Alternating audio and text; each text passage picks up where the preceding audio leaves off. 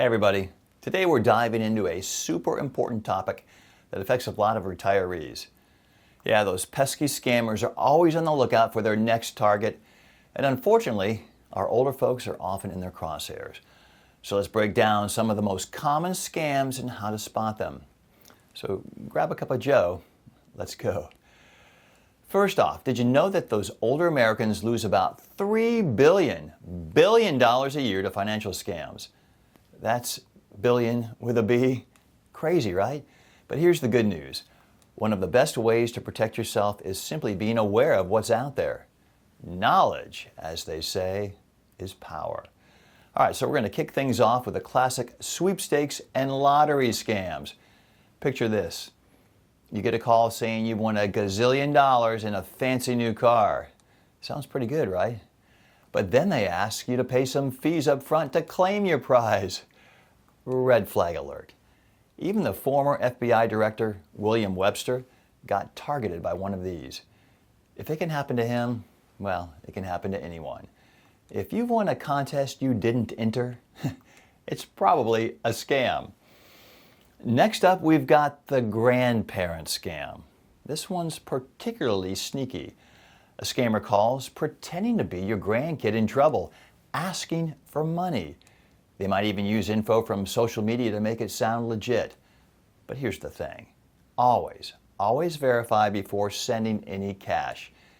Why are they calling you anyway and not their parents? It's probably a scam. All right, let's talk about sweetheart scams. It's not only politicians falling into the honey trap. These are the ones that really tug at the heartstrings. Scammers spend time wooing their victims online before asking for money. Maybe money for a trip to come see you, or money to repair their car so they can drive to where you are.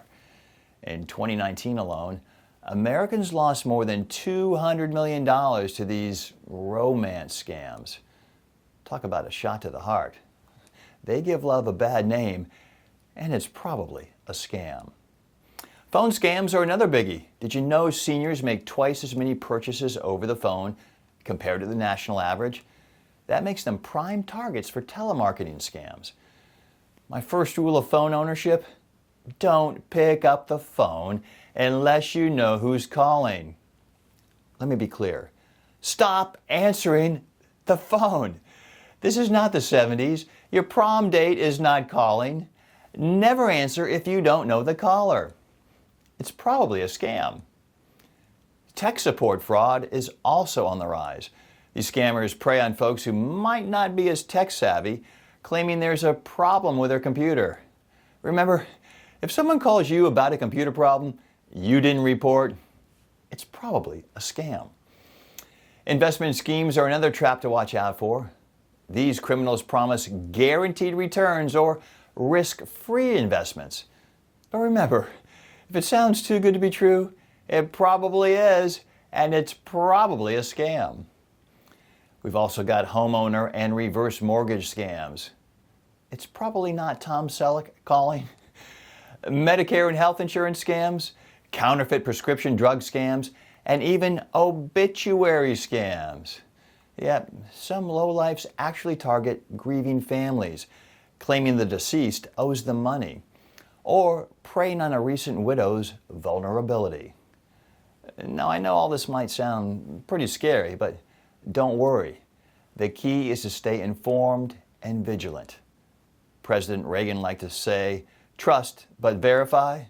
I say, don't even trust, but verify first. Always verify before sending money or giving out personal information. If something feels off, trust your gut because it's probably a scam. Remember, scammers are getting more sophisticated, but so are we. The FBI reported that in 2023, seniors lost $3.4 billion to scams, which is an 11% increase from the previous year. But knowledge is our best defense. If you think you've been scammed, don't be embarrassed. It can happen to anyone.